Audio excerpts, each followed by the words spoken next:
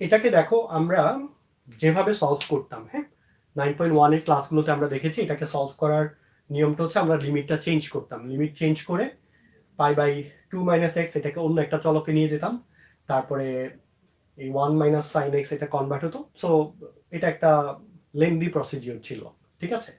But এখন আমরা এই লপিটাল রুলের সাহায্যে খুব দ্রুত এটাকে সমাধান করে ফেলতে পারবো। দেখো কিভাবে সমাধান করা যাবে। এটা সমান সমান আমরা জানি উপরে নিচে কি অ্যাপ্লাই করতে পারবো, ডিফারেন্সিয়েশন করতে পারবো, উপরে নিচে আলাদা আলাদাভাবে ডিফারেন্সিয়েশন করতে পারবো। তো আমরা উপরেটাকে ডিফারেন্সিয়েশন করি, 1 কে ডিফারেন্সিয়েট করলে পাওয়া যাবে 0, ঠিক আছে, তাহলে 1 গেল, মাইনাস সাইন এক্স, এখন সাইন এক্স এর ডিফারেন্সিয়েশন হচ্ছে কস এক্স, তাহলে আমরা বসাবো কস এক্স এবং সামনে একটা মাইনাস থেকে গেল, ঠিক আছে, তাহলে এটা হয়ে গেল মাইনাস কস এক্স। নিচে এবার এটাকে ডিফারেন্সিয়েশন করো, দেখো এই পুরোটা একটা চলক, তার উপরে স্কোয়ার আছে, তাহলে আমরা বলতে পারি এক্স স্কোয়ার, তাহলে এক্স স্কোয়ারের ডিফারেন্সিয়েশন কি 2x, তাহলে এটা হবে 2 into pi by 2 minus x.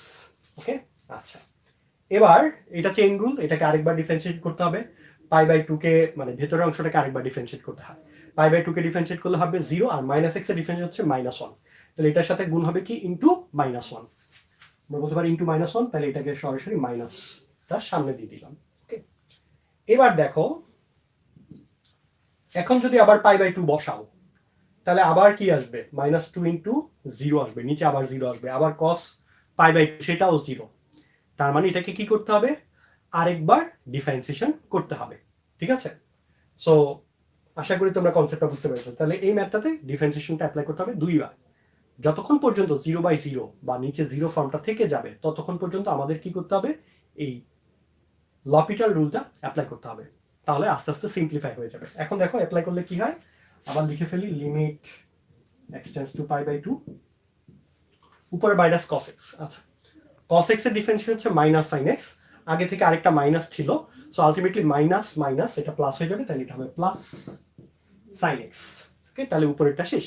এবার আসো নিচে, নিচে কি হবে, -2টাকে আমি কনস্ট্যান্ট ধরে রাখি, -2 ইনটু ভেতরে কি হবে, ভেতরে হচ্ছে পাই বাই 2 এর ডিফারেন্সিয়েশন হচ্ছে 0, ওকে, আর মাইনাস x এর ডিফারেন্সিয়েশন হচ্ছে -1, তাহলে আলটিমেটলি তুমি যেটা পাচ্ছ নিচে পাচ্ছ 2, আর এবার এই x এর ভ্যালুটা বসে দাও, তাহলে উপরে sin পাই বাই 2, তাহলে sin পাই বাই 2 এর মান হচ্ছে 1, পাই বাই 2 মানে 90 ডিগ্রি, sin 90 ডিগ্রি মান হচ্ছে 1।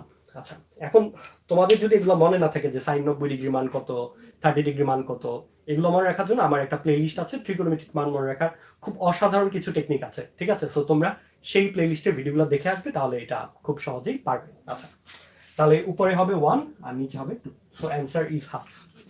দেখো তোমরা একটু কমেন্ট করে জানাও সবাই বুঝতে পেরেছো কিনা, তাহলে আমরা এখন নেক্সট প্রবলেমে চলে যাব।